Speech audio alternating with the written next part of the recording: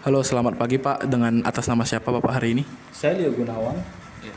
Sebelumnya kami dari STI Eka Prasetya kelas MJM 251 izin wawancara Bapak sebentar ya. Boleh. Sebelumnya Bapak bergerak di bidang apa nih? Pekerjaan perusahaan Bapak? Kita distribusi barang-barang kelontong sama pecah belah, terutama distribusinya daerah Aceh.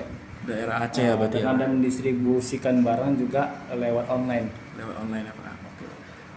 Bagaimana cara Bapak menentukan harga jual suatu produk Bapak?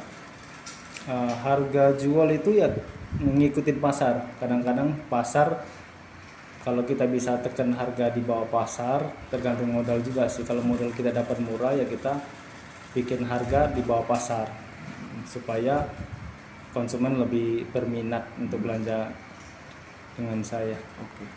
Selanjutnya Pak, apa biaya yang paling besar dalam usaha Bapak sepanjang ini? Biaya paling besar ya gaji karyawan sih. Gaji karyawan paling besar ya Pak ya. Kalau pelanggan Bapak biasanya cara mencari pelanggan itu gimana Pak?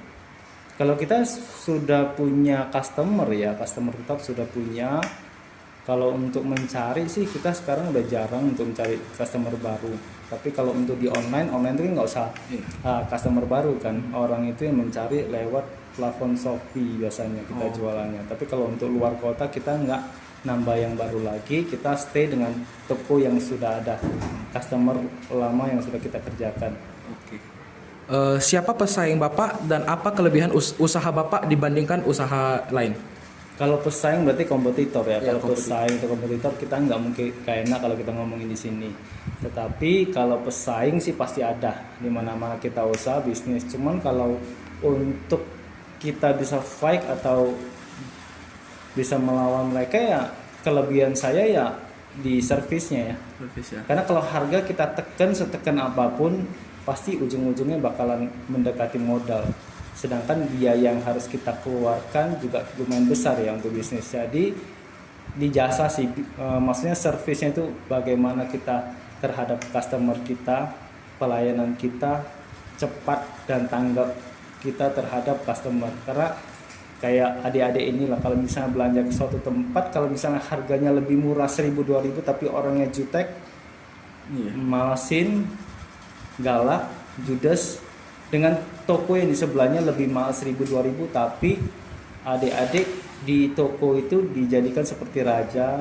Keluh kesah adik-adik di toko itu didengar dengan baik, pasti otomatis adik lebih milih nggak apa-apa lah kita keluarin 1.000-2.000 lebih mahal tetapi dapat pelayanan yang terbaik kan. Itu sih kalau dari saya sih kelebihan di tempat saya itu ya berarti ya.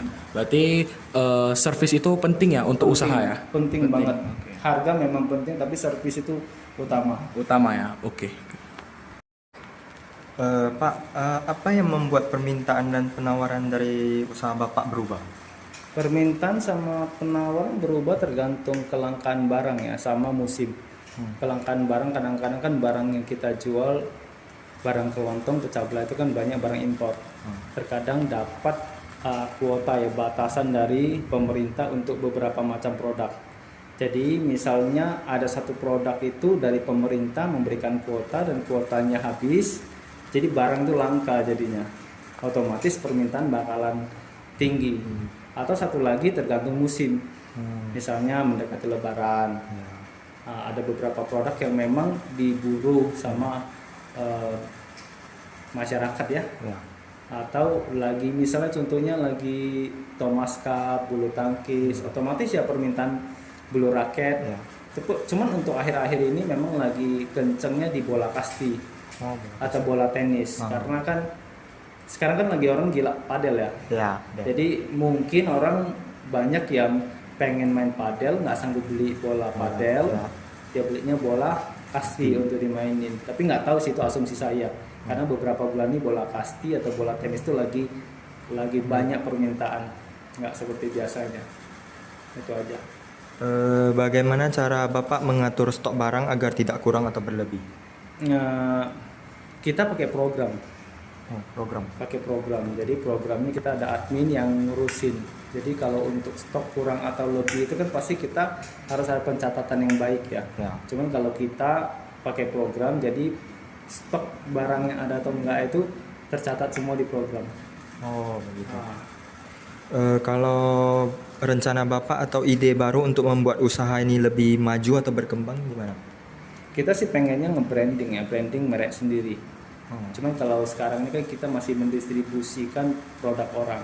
Ya. Jadi untuk kedepannya kita pengen untuk bikin merek sendiri, karena kalau kita jualan produk yang banyak dijual oleh orang lain, tapi mereknya sama, ujung-ujungnya semua perang harga. Ya. Tapi kalau kita punya merek sendiri, kita bisa branding produk kita, merek kita menjadi produk yang berkualitas dan masyarakat percaya, otomatis orang bakalan beli tanpa melihat harga. Tapi kalau misalnya merek kita, contohnya misalnya merek A ya, produknya bagus, tapi produk ini ada 100 orang distribusikan, Ya. harganya harusnya 110.000 ya, modalnya 100, karena orang stoknya banyak permintaan, ujung-ujung bakalan orang jualan turun harga. Tapi kalau misalnya saya bikin merek B dan saya branding barang ini dengan kualitas yang tinggi, orang semua percaya, dan saya sendiri yang pegang merek itu, saya mau jual 150.000, mau saya jual 200, 300, itu tergantung saya. Ya. Karena permintaan masyarakat itu ke saya Ya betul. sendiri. Ya, Ya. itu aja sih. Oke Pak, terima kasih dari kami. Ya sekian dari wawancara kami. Terima kasih ya. Ya, gitu, Mas. Udah.